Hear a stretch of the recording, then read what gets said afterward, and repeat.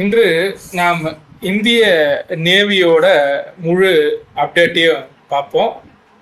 என்னென்ன போர்க்கப்பல்கள் இருக்குது, என்னென்ன சப்மரைன் இருக்குது, உலகத்தில் நம்ம இப்போ எத்தனாவது ரேங்கில் இருக்கோம், வருங்காலங்களில் என்னென்ன திட்டத்தை கொண்டு வர போகிறோம் அப்படின்ற தகவலை பார்ப்போம். இது கார்த்திக் தமிழ் டிஃபென்ஸ் அப்டேட். நான் உங்கள் கார்த்திக். இந்திய கப்பல் படை சுமார் 140க்கு மேற்பட்ட கப்பல்களை இப்போ நம்ம இயக்கிட்டு வரோம். நீர்மூழ்கி கப்பல், ஏர்கிராஃப்ட் கேரியர், ஃப்ரைகேட்ஸ், கார்வெட்ஸ், டெஸ்ட்ராயர் அப்படின்னு பல போர்க்கப்பலை வச்சுருக்கிறோம். 2035 அல்லது 36 சுமார் 200 போர்க்கப்பலை நம்ம எப்படியாவது கொண்டு வரணும் அப்படின்னு முயற்சியை இப்போ தீவிரமாக்கியிருக்கோம். அதாவது ப்ளூ வாட்டர் நேவி அப்படி என்ற ஒரு அச்சீவ்மெண்ட்டை நோக்கி நம்ம இப்போ நகர்ந்து கொண்டு இருக்கோம். இந்தியாவில் 3 பக்கங்களும் பார்த்தீங்கன்னா கடல் தான். இந்தியாவோட 95க்கும் அதிகமான சர்வதேச வர்த்தகம் பார்த்தீங்கன்னா நம்ம கடல் வழியாக தான் நடக்குது. அதனால நாட்டோட பொருளாதார பாதுகாப்புக்கும் இந்திய நேவியோட பங்கு ரொம்ப முக்கியம்னு இது மூலம் நம்மளுக்கு புரிகிறது. இந்தியாவிடம் 2 ஏர்கிராஃப்ட் கேரியர்கள் உள்ளது. அதாவது உலகத்திலேயே பார்த்தீங்கன்னா வெகு சில நாடுகள் மட்டும் தான் ஏர்கிராஃப்ட் கேரியரை ஆப்ரேட் பண்ண முடியும். ஏன், ரஷ்யாவாலேயே அவங்களோட இருந்த ஒரே ஒரு ஏர்கிராஃப்ட் கேரியரும் அதுவும் இப்போ பழுதாகி பல நாட்களாக அவங்க ரிப்பேர் ஃபெசிலிட்டிஸ் தான் வச்சுருக்கிறாங்க. இந்தியாவோட ஐஎன்எஸ் விக்ரமாதித்யா பார்த்தீங்கன்னா இது ஒரு ரஷ்யாவோட கியூ கிளாஸ் கேரியர். இந்தியாவுக்காக முற்றிலும் ரீஃபர்பிஷ் பண்ணி நம்மளுக்கு என்னென்ன தேவையோ அதை மாற்றி இதில் MiG-29Kவை இப்போ ஆப்ரேட் பண்ணிகிட்ருக்கோம். இது இந்தியாவோட சிபிஜி அப்படின்னு சொல்லுவாங்க, கேரியர் பேட்டில் குரூப்பில் ஒரு முக்கியமான அங்கன்னு சொல்லலாம். அடுத்தது ஐஎன்எஸ் விக்ராந்த் IAC-1, இந்தியாவில் கட்டப்பட்ட முதல் ஏர்கிராஃப்ட் கேரியர். இதுவும் சுமார் 45,000 டன் எடையுடையது. இப்பொழுது இதில் MiG-29K இயக்கப்பட்டு வருகிறது. ஆனால் நம்ம ஏற்கனவே ரஃபேல் 26 போர் விமானங்கள் வாங்க பிரான்ஸிடம் ஆல்ரெடி நம்ம சைன் பண்ணிட்டோம். கூடிய விரைவில் இதிலிருந்து ரஃபேலை ஆப்ரேட் பண்ணுவாங்க. எதிர்காலத்தில் பார்த்தீங்கன்னா நம்மிடம் TED-BF அப்படின்னு ஒரு போர் விமான திட்டம் இருக்குது. அதாவது டின் இன்ஜின் டெக் பேஸ்டு ஃபைட்டர். சுமார் 5 அல்லது 6 ஆண்டு காலங்களில் இதை படையில் இணைக்கிறதுக்கு முயற்சி செய்துட்டு வராங்க. ஒன்ஸ் TED-BF படையில் இணையும் பட்சத்தில் MiG-29K முழுமையாக ரிட்டையர் செய்து வருங்காலங்களில் பிரைமரியாக TED-BFும் ரஃபேலும் இணைந்து படையில் இருக்கும்னு எதிர்பார்க்கப்படுகிறது.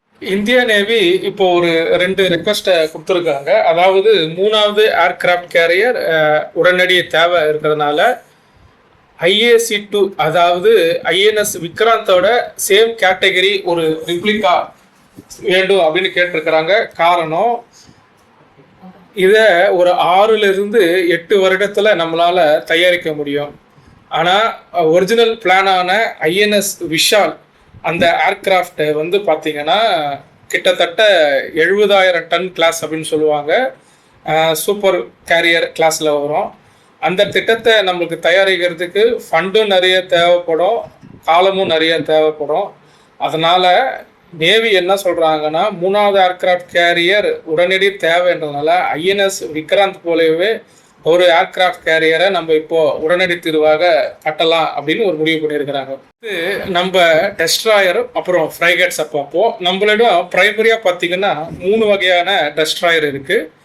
Visakhapatnam class, Kolkata class, Delhi class. அதாவது இதில் ப்ராஜெக்ட் 15A 15B சொல்லுவாங்க, அடுத்தது டெல்லி கிளாஸ் சொல்லுவாங்க. இதோட முக்கிய ஆயுதம்னு பார்த்தீங்கன்னா பிரம்மோஸ், பரக்கைட், அப்புறம் ஆன்டி சப்மரைன் டார்பிடோஸ், 76mm கன், ஆன்டி சப்மரைன் ராக்கெட்ஸ். இதுலேயே நம்மளோட எதிர்கால திட்டத்தை பார்த்தீங்கன்னா ப்ராஜெக்ட் 15C, அடுத்தது ப்ராஜெக்ட் 18.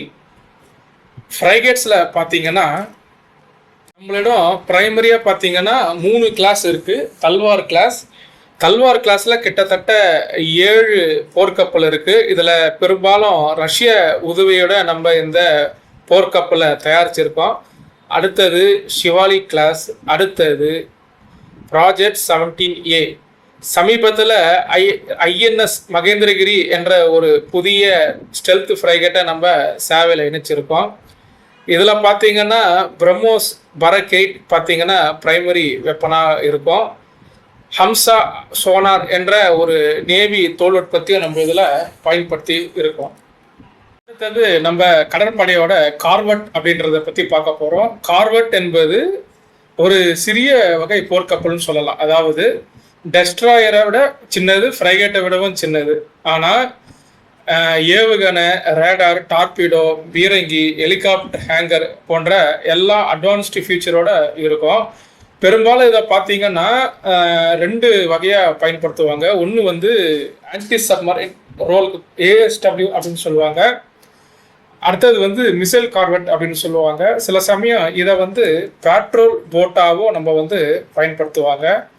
இதில் ஆன்டிஷிப் மிசைல் KS-35 பிரம்மோஸ், அப்புறம் surface to air missile CIWS போன்ற ஆயுதங்களை இது சுமந்து செல்லும். இந்தியாவோட சப்மரைன் திறனை பார்ப்போம். நம்ம இடம் இப்போ பார்த்தீங்கன்னா INS அரிஹந்த் கிளாஸ் SSBN அப்படின்ற ஒரு நியூக்ளியர் சப்மரைன் இருக்குது. இந்த சப்மரைனில் மொத்தம் 4 வகை இருக்குது. இந்த 4 வகையில் ஒவ்வொன்றாக நம்ம படையில் இப்போ இணைச்சிட்டு வரோம். இது இல்லாமல் கன்வென்ஷனல் சப்மரைனில் பார்த்தீங்கன்னா நம்மக்கிட்ட ஃப்ரான்ஸிடம் வந்து கடைசியாக INS ஸ்கல்வாரி, அதாவது ஸ்கார்பைன் சப்மரைன் அப்படின்னு சொல்லுவாங்க. இந்த சப்மரைனை நம்ம 6 சப்மரைனை நம்ம வந்து படையில் இணைச்சிருக்கோம். இது இல்லாமல் INS சிந்து கோஷ் அப்படின்ற ஒரு ரஷ்யாவோட பழைய சப்மரைனை நம்மக்கிட்ட இருக்குது. அடுத்தது INS சிஷ்குமார், இது ஒரு ஜெர்மன் கொலாபரேஷனில் செய்யப்பட்ட சப்மரைன் அப்படின்னு சொல்லலாம். வருங்காலங்களில் பார்த்தீங்கன்னா நம்மக்கிட்ட இப்போ ஒரு 3 திட்டங்கள் இருக்குது. அதாவது ப்ராஜெக்ட் 75I, ப்ராஜெக்ட் 76, அடுத்தது நியூக்ளியர் அட்டாக் சப்மரைன், அதாவது SSN அப்படின்னு சொல்லுவாங்க. இந்தியாவோட பிரைமரி அஃபென்சிவ் மற்றும் டிஃபென்சிவோட ஆயுதத்தை பார்க்கலாம்.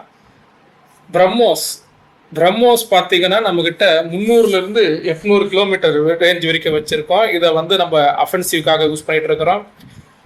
இந்தியா இஸ்ரேலோட கூட்டு தயாரிப்பான பரக் 8 சுமார் 100லேருந்து 150 கிலோமீட்டர் அப்பால் வரும் இலக்குகளை துல்லியமாக தாக்கக்கூடிய ஒரு ஏர் டிஃபென்ஸ் சிஸ்டம் அப்படின்னு சொல்லலாம். Cruise missile, aircraft, helicopter, drone, ballistic missile அப்படின்னு பல தரப்பட்ட இடைமறிப்பு இதால் செய்ய முடியும். அடுத்தது இந்தியாவின் சொந்த தயாரிப்பான VLSRSAM, vertical launch short range surface to air missile அப்படின்னு சொல்லலாம். K-15 அரிஹந்த்லேருந்து லான்ச் பண்ணக்கூடிய ஒரு பேலஸ்டிக் மிசைல்னு சொல்லலாம். அடுத்தது K-4, K-5 அக்னிலேருந்து டெரைவ் பண்ணப்பட்டு சப்மரைன் லான்ச்டு பேலஸ்டிக் மிசைல் சொல்லலாம். K-4 3500 கிலோமீட்டரும், K-5 5000 கிலோமீட்டர் தொலைவில் உள்ள இலக்குகளை துல்லியமாக தாக்கக்கூடிய ஒரு பேலஸ்டிக் மிசைல் அப்படின்னு சொல்லலாம். அடுத்து நம்ம வருங்கால திட்டங்களை பற்றி பார்க்கலாம் வாங்க. வருங்காலில் வந்து ப்ராஜெக்ட் 17B ஃப்ரைகேட்ஸை இன்டெக்ட் பண்ணுறதுக்கான வேலையை ஆரம்பிச்சிருக்காங்க. அடுத்தது ப்ராஜெக்ட் 15C டெஸ்ட்ராயர், அடுத்தது project 18A large surface compact சொல்லுவாங்க. அதாவது சைனாவிடம் டைப் 55D அப்படின்னு ஒரு டெஸ்ட்ராயர் இருக்குது.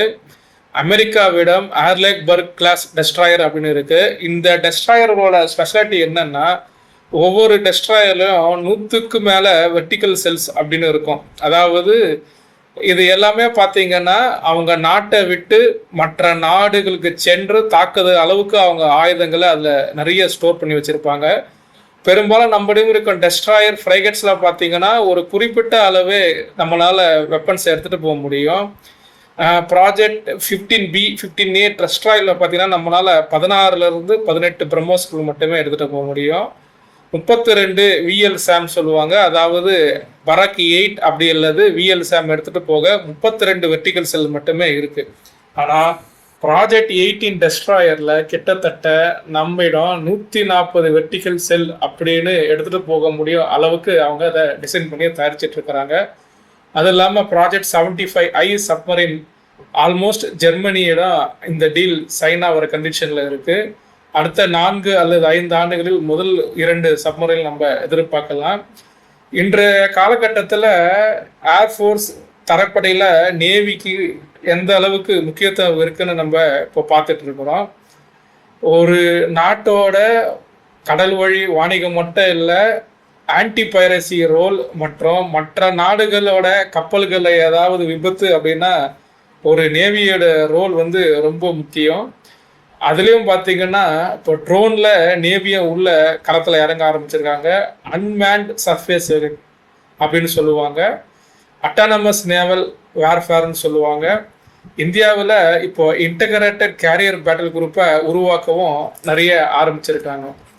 மேலும் இது போன்ற தொடர் டிஃபென்ஸ் அப்டேட்டுகளுக்கு கார்த்திக் தமிழ் டிஃபென்ஸ் அப்டேட்டை தொடர்ந்து பாருங்கள், சப்ஸ்கிரைப் பண்ணுங்கள், உங்கள் நண்பர்களுக்கு பகிருங்க. நன்றி, வணக்கம்.